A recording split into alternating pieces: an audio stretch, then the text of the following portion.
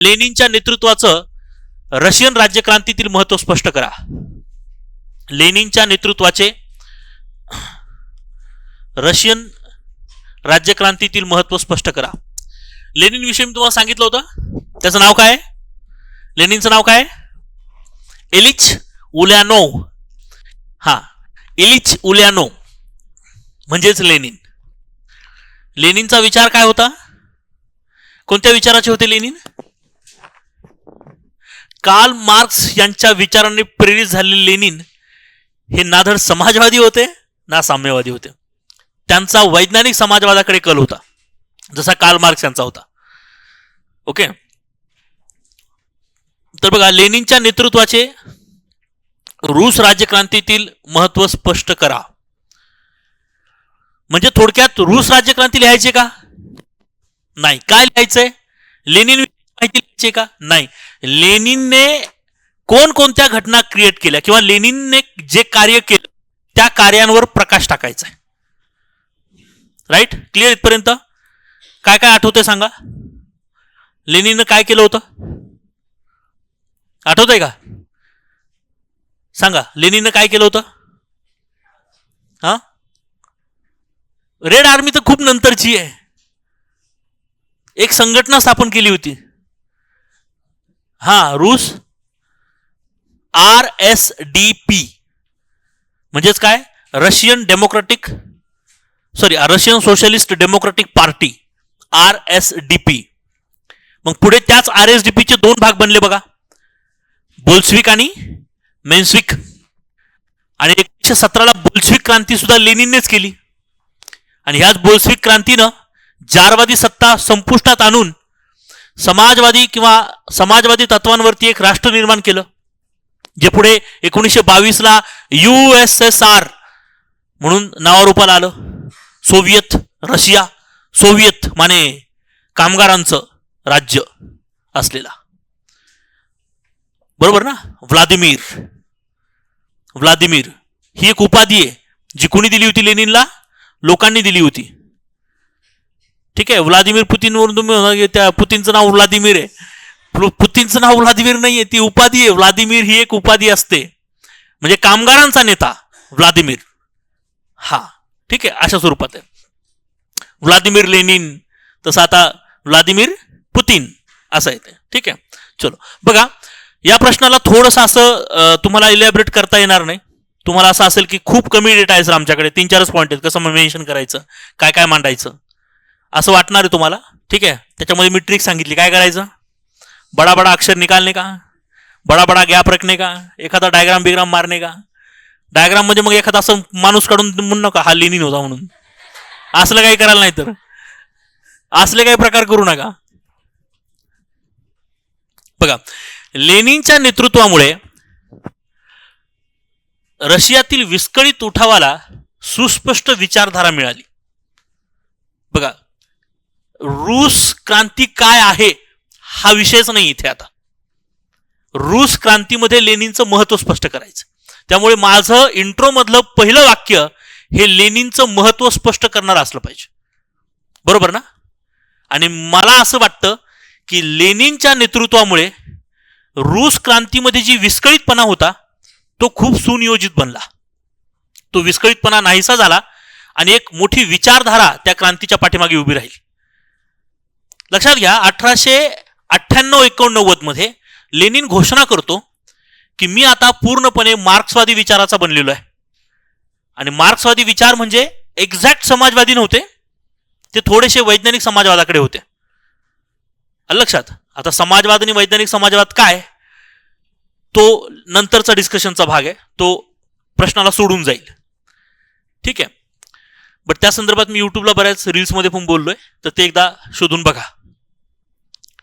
सगळ्यात महत्वाचा मुद्दा हा आहे, किंवा माझ्या इंस्टाग्रामवर पण ते आहेत काही गोष्टी, तर ते एकदा चेक केलं तरी चालतंय.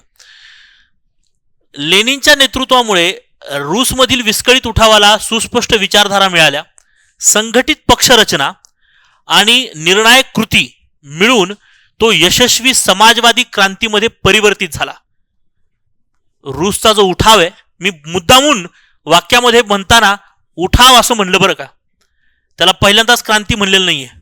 कारण क्रांती आणि उठावात फरक असतो. उठाव कदाचित विस्कळीत असू शकतो, क्रांती विस्कळीत नसते. क्रांतीला एक विचारधारा असते, क्रांती सुनियोजित असू शकते, उठाव कदाचित विस्कळीत असू शकतो. म्हणून बघा की आपण म्हणू शकतो की लेनिननं संघटित पक्ष रचना केली, RSDP. हेच मी इंट्रोत मांडलंय. मला जे मेन बॉडीत मांडायचंय त्याचा ट्रेलर मी इंट्रोमध्ये मांडणं गरजेचं आहे. जे विद्यार्थी यावेळेस मेन्सला असतील, जे युट्यूबला पण बघतायत, त्या विद्यार्थ्यांना पण सांगतोय की तुम्ही हमेशा मी ज्या नेचरनं विचार करून मांडतोय ना तसा नेचर हमेशा हिस्ट्रीच्या बाबतीत बाळगा. आपोआप तुम्हाला खूप इझी वेनं उत्तर लिहिता येतील. बघा, संघटित पक्षरचना आणि निर्णायक कृती. निर्णायक कृती म्हणजे कोणती रे?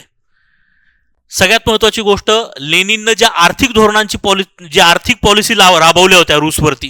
कारण बोल्शेविक क्रांती झाली 1917ला, त्याच्यानंतर लगेच प्रथम विश्वयुद्धातून माघार घेणं, ही निर्णायक विचार आहे.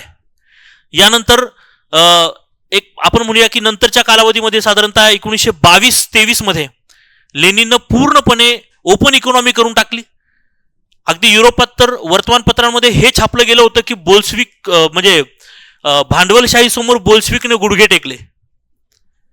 आणि त्याच्यानंतर 23 मध्ये अचानक लेनिननं सगळं क्लोज करून टाकलं, सांगितलं की आम्ही समाजवादी राष्ट्र आहे. लेनिन म्हणतो की तत्व बाळगायला खिशात पैसा पाहिजे. खिशात पैसाच नाही तर तत्व काय करायचं? आणि ज्याच्या खिशात पैसा नाही तो तत्व बाळगू शकत नाही. सो साहजिक आहे की राजानं तर पूर्ण तिजोरी फुकली होती.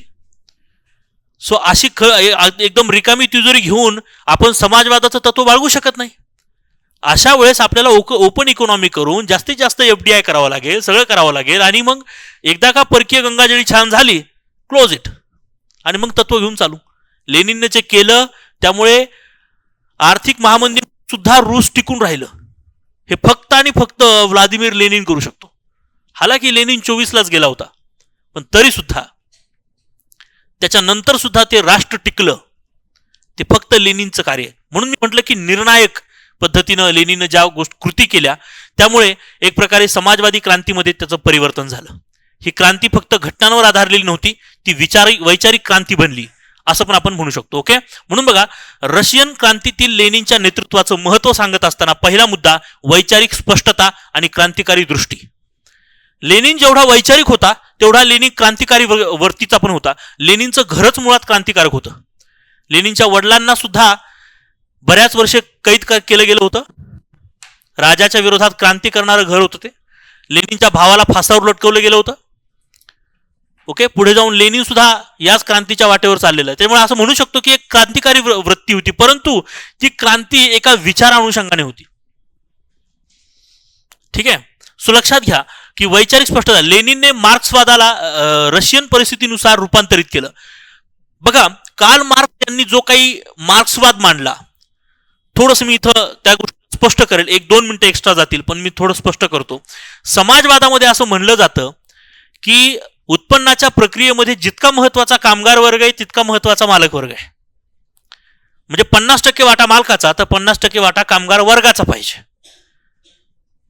मी आपण कन्सिडर करूया की 5 माणसं काम करतायत, 100 रुपये नफा झाला, 50 रुपये मालकाचा, 50 रुपये कामगार वर्गाचा, म्हणजे प्रत्येकी 10-10 रुपये. बरोबर? या 5 पैकी 3च लोक मरमर करतायत आणि 2 लोक पाट्या टाकतायत. फायदा कोणाचा आहे? 2 लोकांचा आहे. त्यांना माहिती आहे काही झालं तरी आपल्याला 10 रुपये भेटणार आहेत. हा आहे आदर्श समाजवादी विचार, ज्याच्यामध्ये सगळ्यांचं हित आहे. मार्क्स म्हणतात की असं नसलं पाहिजे. कार्ल मार्क्स म्हणतात की एका तासासाठी एक व्यक्ती जितका महत्वाचा आहे हे गरजेचं नाहीये की दुसऱ्या तासासाठी तो व्यक्ती तितकाच गरजेचा असेल. तो प्रत्येकाच्या कॅपॅसिटीने असेल, त्याच्या स्किलवर असेल. म्हणजे त्या 3 लोकांचे पगार वेगळे असू शकतात, दोघांचे पगार वेगळे असतील, हे चालेल. हा जो थोडासा प्रॅक्टिकल अप्रोच आहे ना, याला वैज्ञानिक समाजवाद म्हणतात. आणि हाच एक्झॅक्टली कार्ल मार्क्स यांचा विचार होता. या विचाराला जसंच्या तसं राबवलंय का रे लेनिननं रूसवरती? अजिबात नाही. लेनिन मार्क्सवादी विचाराने प्रेरित आहे, परंतु रूसमधील परिस्थितीनुसार त्यांनी तो विचार जो आहे तो मांडलेला आहे. आणि म्हणून याचं एक एक्झाम्पल सांगेल तुम्हाला. RSDP ही संघटना साधारण मला if I am not wrong 1898 मध्ये RSDP ची स्थापना केली लेनिननं. जी घोषणा केली की मी पूर्णपणे कार्ल मार्क्सवादी विचारांचा बनलेलो आहे, त्यानंतर त्यानं RSDPची स्थापना केली आणि RSDP मध्ये 1903ला बोल्शविक आणि मेन्शविक ह्या दोन विचारधारा बनल्या. त्यातल्या बोल्शविक विचारधारेचा नेता लेनिन आहे. ही बोल्शविक विचारधारा म्हणजे खऱ्या अर्थाने मार्क्सवादी विचारधारा आहे, म्हणजे प्रॅक्टिकल अप्रोचने गेलेला समाजवाद आहे. तो थोडासा साम्यवादाकडे झुकलेला दिसेल. आणि जो मेन्शविक दल आहे, हा मेन्शविक दल आदर्श समाजवादी विचारांनी काम करणारा दल आहे. इतकं फ्लेक्झिबल लेनिन ठेवू शकलाय त्या गोष्टीला. लेनिनने RSDP वरती एक्झॅक्टली कार्ल मार्क्सचा विचार लादलेला नाहीये, समजतंय? तो समाजवादीच विचाराचा आहे, पण तो म्हणतो की ठीक आहे, याच्यामध्ये आदर्श आणि प्रॅक्टिकल हे दोन अप्रोच बनत असेल तर दोन गट वेगळे करा, हरकत नाहीये. आणि त्यातून फाईट आउट होईल. त्यातून पुढे आपण त्या गोष्टीला घेऊन जाऊया. येते लक्षात? सो हे लक्षात घ्या की आपण म्हणूया की एक वैचारिक स्पष्टता लेनिनकडे होती. दुसरी गोष्ट, स्पष्ट राजकीय दिशा. ओके, एप्रिल थिसिस असं म्हणू शकतो आपण त्याला.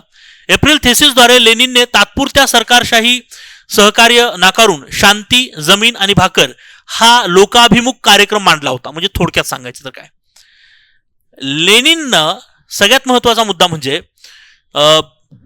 लेनिनला हा चान्स होता बघा. म्हणजे आता ही खूप मोठी क्रांती आहे, खूप मोठं डिस्कशन आहे, परंतु मी थोडक्यात सांगेल की लेनिनला हा चान्स होता की जारवादी सत्तेसोबत बसून डिस्कस करून त्यांच्या व्यवस्थेमध्ये इंटर करून लढा देऊ शकत होता लेनिन, राजकीय लढा. पण लेनिनला माहिती होतं की हे करण्यापेक्षा, कारण हे जर केलं तर बऱ्याचशा गोष्टी काय होतील, कॉम्प्रोमाइज होतील. त्याच्याऐवजी सगळ्यात महत्वाची गोष्ट आहे की जारवादी सरकारने जी अशांतता निर्माण केली आहे ती पहिले बंद करा, शांतता निर्माण होऊ द्या. लोक ज्या पद्धतीनं असमांतर वाटप झालेलं आहे ते समांतर करा, सर्वांना समान संपत्ती असावी आणि सर्वांना अन्न मिळण्याची गॅरंटी व्हावी. या तीन गोष्टींवरती लेनिन उभा आहे. म्हणून लेनिनना कामगारांचा आणि गरिबांचा नेता म्हणलं गेलंय, म्हणून त्याला व्लादिमीर असं म्हणलं गेलंय. समजतंय? सो लेनिननं त्यावेळेच्या सरकारसोबत सहकार्य न स्वीकारलं आणि या तत्वांना बाळगणं त्यानं सुरू केलं होतं. दुसरी गोष्ट, बोल्शविक पक्षाचं नेतृत्व. 1903 मध्ये बोल्शविक पक्षाची स्थापना केली आणि त्यापुढे एक शिस्तबद्ध, केंद्रीकृत आणि क्रांती संघटना त्यानं निर्माण केली. RSDPला त्यानं क्रांती संघटना निर्माण केलंय का? RSDP ही एक वैचारिक संघटना आहे, समजतंय ना? RSDP मधून 1903ला बोल्शविक दल ज्यावेळेस वेगळा झाला त्यावेळेस लेनिननं स्वतःच्या क्रांतिकारकांना वेल युनिफॉर्म केलं, वेल डिग्नाइट केलं. रेड आर्मी, ओके, ठीक आहे ना? म्हणजे ते रेड गार्ड्स, सुरुवातीला त्यांना रेड गार्ड्स असं म्हणलं गेलंय. ही लेनिनची आर्मी होती. ही आर्मी म्हणजे काय? ही राष्ट्रासाठी जीव देणारी संघटना आहे, अशी त्यानं तयार केली आहे, हे लक्षात घ्या. ओके. दुसरी गोष्ट, जनसमुदायाचे प्रभावी संघटन. सोप्या घोषणांद्वारे लेनिननं कामगार, शेतकरी आणि सैनिकांना क्रांतीशी जोडलं होतं. थोडक्यात असं की लेनिनला हे पण माहिती होतं की पहिल्या विश्वयुद्धामध्ये लढणारा जो सैनिक आहे तो सुद्धा सर्वसामान्य घरातून बिलॉंग करतोय. सैनिकांची इच्छा नाहीये लढण्याची, पण जार मात्र स्वतःची महत्वाकांक्षा पूर्ण करण्यासाठी सैनिकांना युद्धामध्ये झोकून देतोय. लेनिनच्या वेगवेगळ्या भाषणातून आणि लिखाणातून सैनिक, शेतकरी, कामगार, सर्वसामान्य गरीब वर्ग लेनिनला इमोशनली कनेक्ट झालेला होता, हे लक्षात घ्या.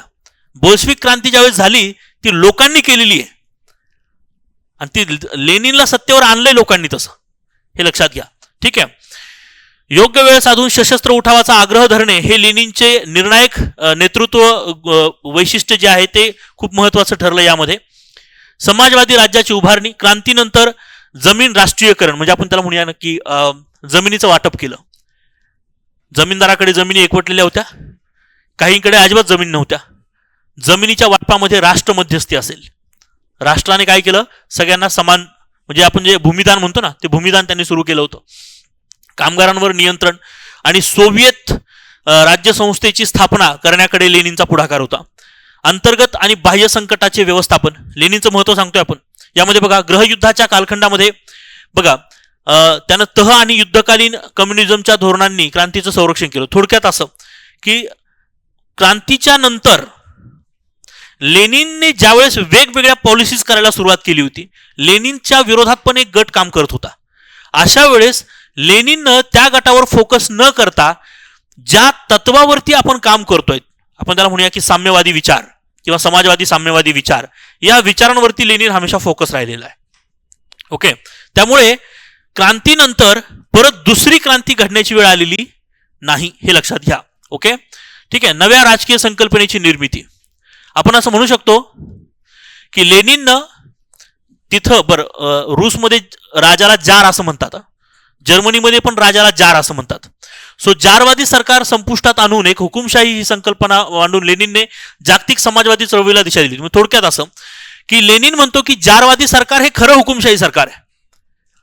ठीक आहे, लेनिनची व्यवस्था पण थोडीशी हुकुमशाही सारखी वाटेल, कारण एकच नेता आणि तो बोलेल ते फायनल. परंतु लेनिन म्हणतो की ही व्यवस्था हुकुमशाही नव्हे, ही एक केंद्रीकृत व्यवस्था आहे. एक राष्ट्र एक नेता, आणि ह्या राष्ट्राचा विचार काय आहे? समाजवादी. म्हणजे त्या नेत्याचा विचार काय असेल? समाजवादी. हुकुमशाहीमध्ये नेत्याचा विचार राष्ट्रावरती लादला जातो, त्याला हुकुमशाही म्हणूया. आणि लेनिननं निर्माण केलेली जी काही हुकुमशाही होती, थोडक्यात समाजवादी हुकुमशाही जी होती, ती अशी आहे की एका नेत्याचा विचार राष्ट्रावर नाही, राष्ट्राचा विचार नेता फॉलो करेल, हा तो विचार आहे. ठीक आहे. सो अशा पद्धतीची विचारधारा लेनिननं निर्माण केली आहे. निष्कर्ष, लेनिन हे केवळ क्रांतीचं नेतृत्व करणारे नव्हते, तर ते शिल्पकार होते. त्यांची दूरदृष्टी, संघटन कौशल्य आणि निर्णायक नेतृत्वामुळे रूस क्रांती यशस्वी ठरली. आणि तुम्ही याच्यात अजून ऍड ऑन करू शकता की त्यांच्या आर्थिक निर्णायक क्षमतेमुळे भविष्यात आर्थिक महामंदीमध्ये सुद्धा एक समाजवादी राष्ट्र टिकलं. त्यामुळे भांडवलशाहीला मोठा तडा गेला, असं सुद्धा म्हणू शकता. डन, क्लिअर आहे? नक्कीच आर्थिक महामंदीमध्ये फक्त लेनिनच नाही, पुढे स्टॅलिन पण तेवढाच जबाबदार आहे.